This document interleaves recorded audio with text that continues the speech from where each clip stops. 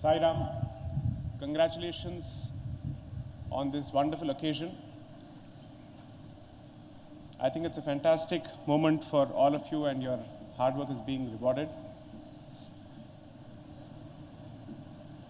I'll perhaps take about 5 or 6 minutes at best, and I'll try and keep my, whatever you call it, monologue as short as possible. 2002 is when I entered the portals of engineering. 2006 is when I graduated. I wanted to be an aerospace engineer, but since my cutoff wasn't enough, I had to settle for mechanical engineering. And as they say in the South, mechanical engineering is like rice. You can mix it with anything under the sun. So the hope was that I would pursue my master's in aerospace engineering as part of my let's say, post-graduation. As luck, destiny, or fate, whichever way you see it, would have it, by 2004, 2005, my vision had changed. I wasn't a reluctant engineer who was interested in looking for a way out of engineering to jump into something else. I was very much a committed engineer. It's another thing, as a family that comes from the South, at least in my generation, we had very little options outside of engineering and medicine. And in my family, nothing outside of mechanical engineering, so literally nuts and bolts. We hadn't produced any engineer outside of mechanical engineering until my generation and thereafter.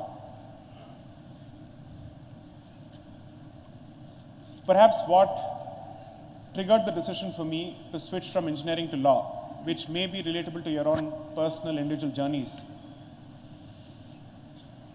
is my commitment to myself that I will not pursue something just for the sake of it, and I will never be an also ran in any choice that I make. That's something that we have been brought up with. Coming from a community which has absolutely no resources in terms of land or anything else, Ma Saraswati has always been our only guide, has been our only resort, has been our only way of climbing the social ladder. So we were always told, education is where your liberation is. That's the only way out of whatever situation you're in, whether you think you're helpless or not. The message that perhaps I have to share, if at all it is worth sharing, is the speed with which time flies by. You will never realize how days go. I genuinely can't believe that it's been, more than 15 or 16 years since I graduated, and over 14 years since I became even a lawyer. It's very difficult for me to actually reconcile my mental age with my physical age. And I think insomnia has to do a lot with it, because when you prepare for IIT, one of the things that happens is it effectively kills your circadian rhythm. You lose the ability to sleep properly.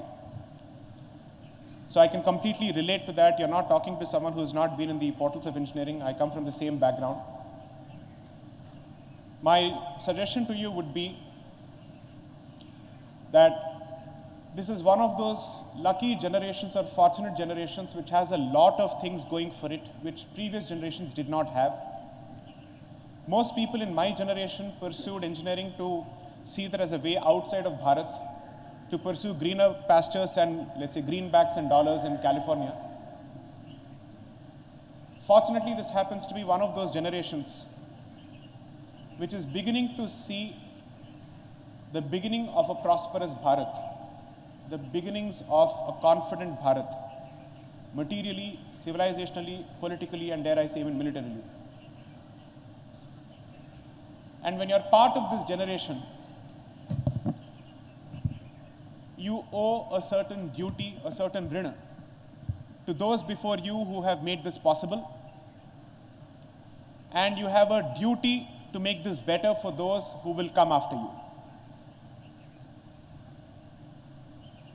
I've said this before, perhaps people may or may not have heard it.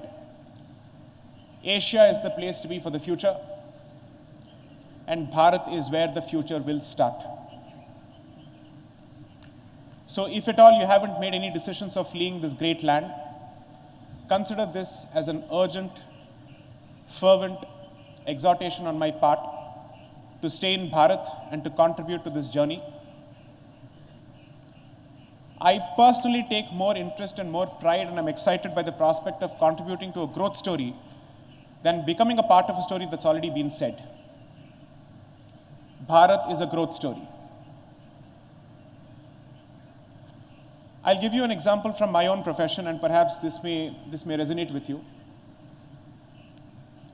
Ask any young lawyer what is it that they look forward to as part of their professional journey, whichever area of practice they may choose, litigation, transactional, whatever it may be.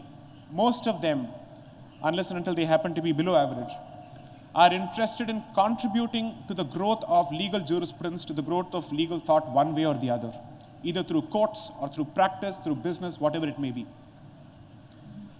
When I speak with my counterparts, both Bharatiya and otherwise, who practice in other jurisdictions, especially in the West, on both sides of the Atlantic, I hear a certain lack of excitement. Because they're basically saying, I don't know what am I doing here because I make good money, but the story that I want to contribute to has already been said. There is very little by way of contribution that I am able to make to the contribution to the growth of, let's say, a certain subject or a certain industry. And when they see all the excitement and the energy that Bharat currently manifests and represents, notwithstanding the current challenges and notwithstanding the challenges that will continue to come our way, even bigger challenges, because I don't think people are particularly happy about Bharat's rise. Despite those challenges, present and future and potential, they are so going through what I would call in your language, the FOMO feeling, the feeling of missing out. The feeling of missing out of all this energy that is now channeled into this great land. And just a few days ago, we had the National Youth Day, Swami Vivekananda's birth anniversary. This great ancient mother has just about begun to wake up from her deep slumber after thousands of years. Contribute to the rise of this mother, because along with her rise, the world shall rise again. We may not have all the answers to the world's problems, but we certainly have a new way of looking at things which the world desperately needs. So please stay back. Find your future in whichever profession it may be in this country. I say this with a certain degree of experience, having met and interacted with people from a wide cross-section of the society. I don't think there is a single profession which does not have an opportunity in Bharat anymore. Whether it's the arts, it's the humanities, it's engineering, science, and hopefully even research in the coming years. So from a professional, personal, individual perspective, Bharat has the best to offer.